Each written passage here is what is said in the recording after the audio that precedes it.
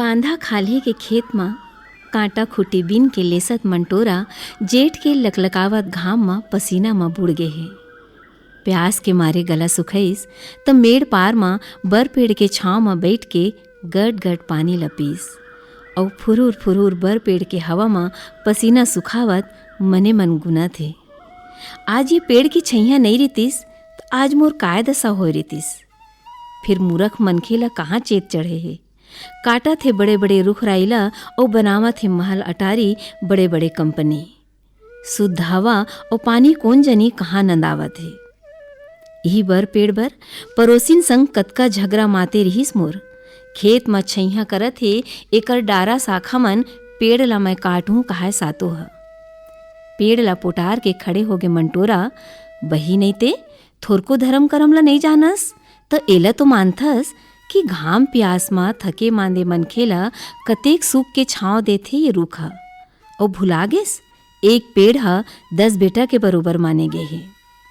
मंटोरा के कहे सुनई म आज वो बर पेड़ हासत मुचमुचावत हवा में झुमरत खड़े हवे।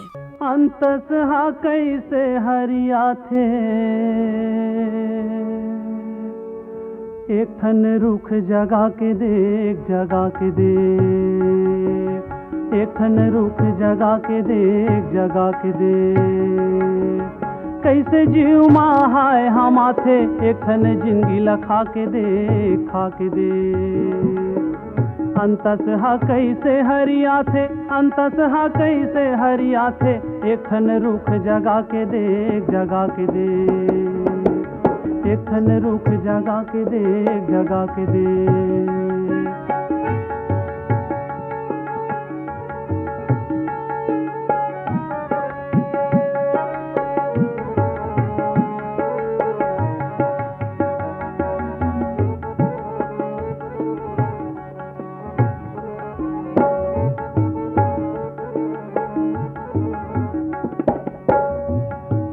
पेट ला भरथे छैया करथे बगरा थे महामाई जी मोर बगरा थे महामाई।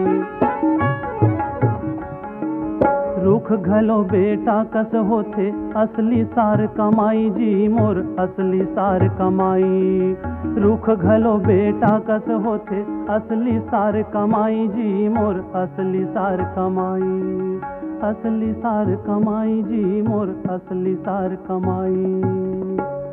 जिंदगी कैसे सुफल कहा थे, जिंदगी कैसे सुफल कहा थे एक ठन रुख जगा के देख जगा के देख, एक ठन रुख जगा के देख जगा के देख। मंटोरा खेत के बूता ल निपटा के घर को तिरेंगिस। आज ओकर घर में सत्यनारायण के पूजा होवैया है। और ओकर बाद फौजी बेटा ला विदा करना है देश के रक्षा करे खातिर सीमा में। अभी छुट्टी लेके आए रहिस, अपन पहिलावत अवैया नोनी बाबू के मुंह ला देख लूँ कही के। दुवेज बछर तो हो है महेश और भारती के बिहाव ला। तभी बुलावा आगे सीमा में जरूरत है जवान मन के। का करबे, बैरी दुश्मन मन के कोनो जात धर्म नहीं हुए, सिर्फ एके धर्म होते पड़ोसी देश बर आँखी गड़ाए के। जचकी होए नहीं है फिर जाए ला पर ही। मंटोरा और भारती मन मा गुनिन यहाँ तो गांव घर में बेरा बखत में सबो एक दूसर के मदद करे बर तैयार हो जथे। फिर वहाँ देश की रक्षा करे खातिर महेश के जाना जरूरी है। ये फर्ज ला निभाए खातिर तो देश के हर जवान तैयार रहते। वंदे मातरम वंदे मातरम वंदे मातरम वंदे मातरम वंदे मातरम वंदे मातरम वंदे मातरम वंदे मातरम। भारत माँ के बहादुर बेटा, भारत माँ के बहादुर बेटा ऐसे कैसे काम का। जब तक ले सूरज चंदा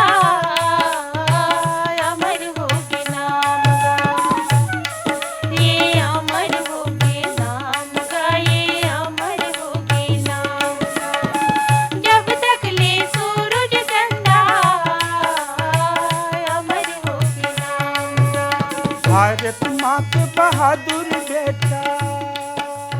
और मंटोरा के गांव के नाम रहीस सैनिक गांव। ये नाम के पाछू तको एक कहानी है।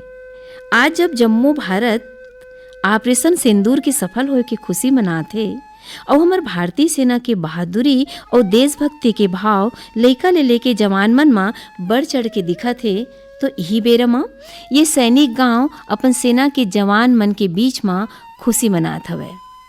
काबर 1500 के आबादी वाले गांव में हर तीसर घर ले एक सैनिक देश सेवा में लगे हवे। कहे के माने गांव में अभी के बेरा में 55 जवान भारतीय सेना में हवे। कतकुन सेवानिवृत्त हो गए हमें तो कतकुन अभी तक देश के रक्षा करे खातिर सीमा में डटे हमें। और ऐसने बेरा में तो महेश आए रहीस, खबर मिलिस तुरते अपन जन्मभूमि की रक्षा खातिर अपन जन्म देवैया महतारी और एक जन ओकर वंश ला बढ़ाए खातिर बनत महतारी ला छोड़ के खुशी खुशी जाए बर तैयार हो गए महेश। मोर देश के माटी चंदनिए संगी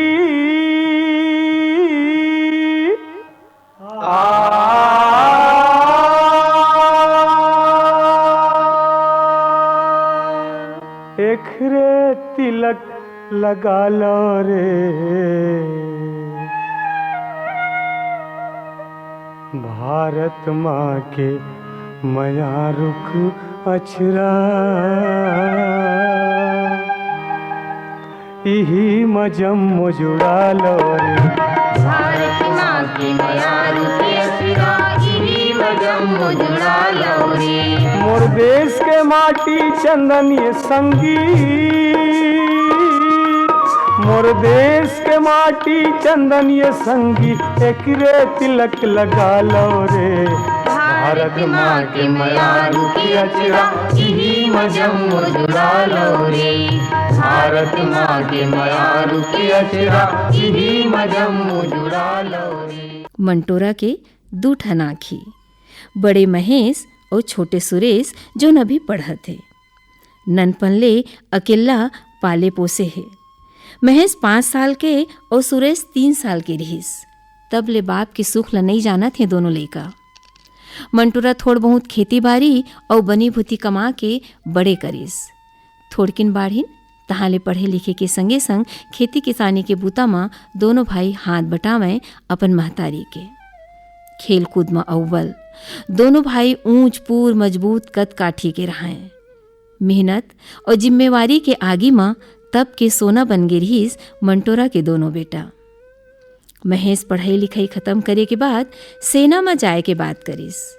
मंटोरा बर कोनो नवा बात नहीं रहीस, काबर की जैसन नाव तैसन गुण वाले सैनिक गांव के हवा माटी में कौन जने का बात रहा है, मना नहीं कर सकिस मंटोरा।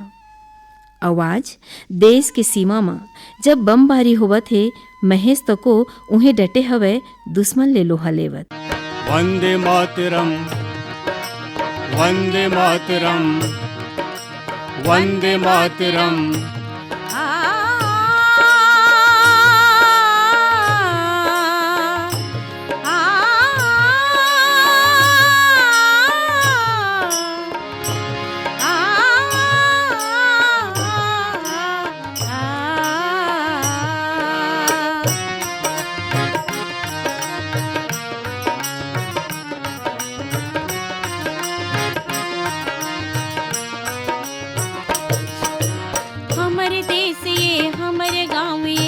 हमर ये भारत भुइया, हमर देश ये हमर गाँव ये हमर ये भारत भुइया। हमर सूरज ये हमर चंद्रमा, हमर सूरज ये हमर चंद्रमा, हमर सरग सर दुनिया। हमर देश ये हमर गाँव ये हमर ये भारत भुइया, हमर देश ये हमर गाँव ये हमर ये भारत भुइया। बहादुरी और हिम्मत के संग दुश्मन ल मुंह तोड़ जवाब देत महेश अपन संगवारी की जान बचावत और दुश्मन के सैनिक ला घायल करत गेस। फिर आखिरी बेरा माँ कब बैरी दुश्मन के गोली ओकर गोड़ में आके धंसीस गम नहीं पैस और भारत माता की जय बुलावत महेश अचेत हो गए। टप टप टप के हमर पसीना बन जाही संग, हो कस के पटकू पागी मोर भारत भुइया अचरामा जने लागे दागी मोर भारत भुइया अचरामा जने लागे दागी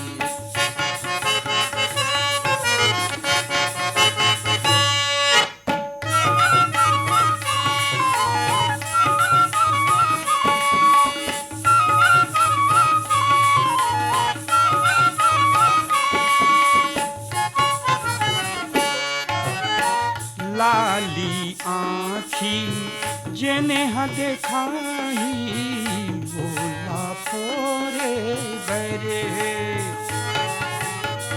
छिटके रहने सबोधन लेला जोरे बरहे गीत लगाबो धर के बाजाओ बन के रागी मोर भारत भुइया अचरामा जने लागे दागी मोर भारत भुइया अचरामा जने लागे दागी। अवेती भारती तीर के स्वास्थ्य केंद्र में एक नवा जीव ला जन्म दिस। ओती महेश के बेसुध होवई और ओकर अंश के भारती के कोख ले अवतरई। यही ताय जिंदगी के मरम, एक डहार सुख के छाँव तो दूसर डहार दुख के करिया बादर। मंटोरा जोन पति के जाए के बाद दुख पीरा ला सही सही के कठवा पथरा होगे रहीस। समझ नहीं आईस महेश के घायल होए के दुख मनावे या फिर मूल ले ज्यादा ब्याज आए के खुशी मनावे। महतारी आए कलेजा तो ओकरो फाट थे। एक बार सोचिस गोहार पार के रोवाऊं, फिर भारती के ख्याल आईस छेवरिया शरीर है उसल जही। हिम्मत करिस मंटोरा, छठी नहाए के बाद बतईस भारती ला। भारती सुकुरदुम बक्का नहीं फुटा थे, सिर्फ मंटोरा कोती देखा थे। दोनों के आँखी ले सिर्फ ऐसे आंसू बहा थे जिला देख के कलेजा फाटा था। ये माटी में जन्म लीन है गौतम गांधी से खरहा, गौतम गांधी से खरहा, गौतम गांधी से खरहा। झन मुँह मोड़ा कर जा लेके दूध पिए हन ये खरगा, दूध पिए हन ये खरगा, दूध पिए हन ये खरगा। लाज बचाए रहा धरती के, लाज बचाए रहा धरती। झन उजरे अब पार्टी रे, झन उजरे अब पार्टी रे। ये भारत के माटी संगी ये भारत के माटी रे, एला झन भूलो संगवारी दियत मरत के साथी रे, एला झन भूलो संगवारी दियत मरत के साथी रे। देश की रक्षा करत करत घायल हो है, ओकर इलाज पानी में कोई कमी नहीं है। अवेती सैनिक गांव के महतारी और एक वीर फौजी के पत्नी रहीस भारती। मन में गुनिन दोनों, जननी जन्मभूमिश्च स्वर्गादपि गरीयसी। और जिंदगी तभे सार्थक है जब काकरो काम आवे। मंटोरा जिहाँ भारती ला हिम्मत बंधावत है, उहें भारती अपन जोड़ी जांवर के अगोरा करत अपन नान्हे लइका ला नवा दुनिया के सपना दिखावत महेश के बहादुरी और हिम्मत के कहानी सुनावत है। और वही खेत के मेड़ पार के बर पेड़ माँ पाछू बरसईत के दिन भारती कुंवारी सूत लपेट के 12 भांवर घूम के और बर के जर माँ पानी रिको के प्रार्थना करे रहीस। हे बर देवता, जैसे तोर जुड़ छैया माँ हम फलत फूलत हन, तोर जुड़ छैया माँ सांस लेवत हन, वैसने मोरो बंस फूलय फलय। जतका तोर उमर है उतका मोर सोहाग के उमर रहा है, ऐसा नसीस देव। लागे झन कखरो नजर, लागे झन कखरो नजर, ओ मोर भारत भुइया तोरा लागे झन कखरो नजर, लागे झन कखरो नजर, लागे झन कखरो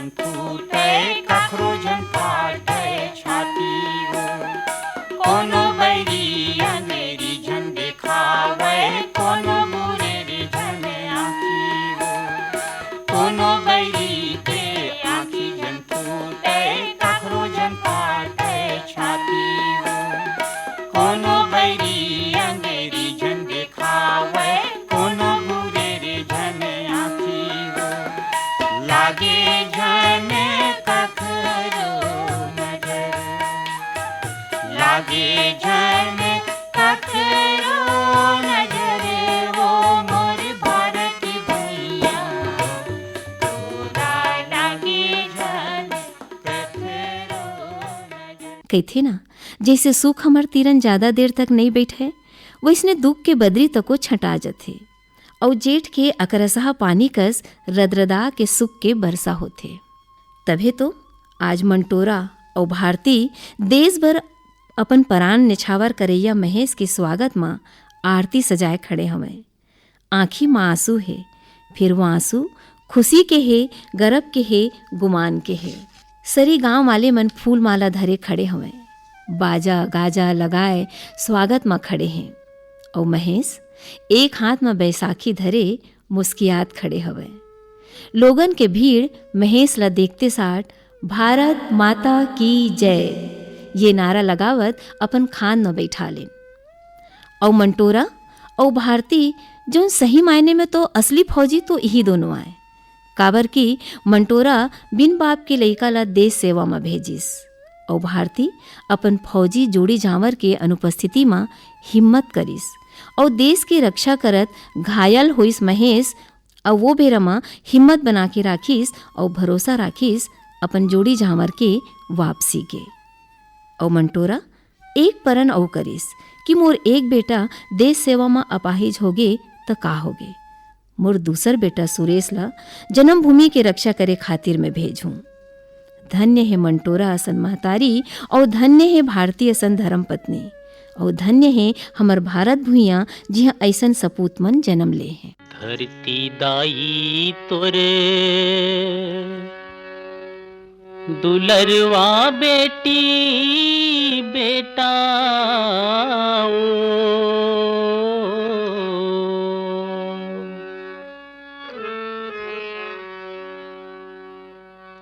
गाँव के किसान देश के जवान, गाँव के किसान देश के जवान, धरती दाई तोर दुलरवा बेटी बेटा हो।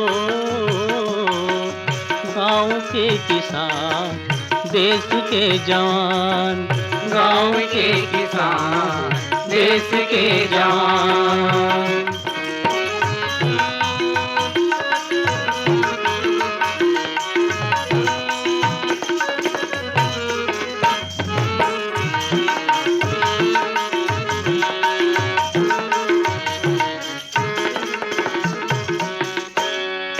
एक जन हाथ में बंदूक धरे है, एक जन धरे है नांगर, एक जन धरे है नांगर भैया, एक जन धरे है नांगर। हाँ एक जन हाथ में बंदूक धरे है, एक जन धरे है नांगर, एक जन धरे है नांगर भैया, एक जन धरे है नांगर। रात दिन तोर सेवा करत है, नहीं थकाई कर जांगर, नहीं थकाई कर जांगर भैया, नहीं थकाई कर जांगर।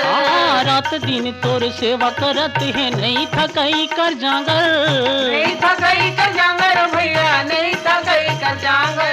लोहाटी बाटी कस पकिया काया,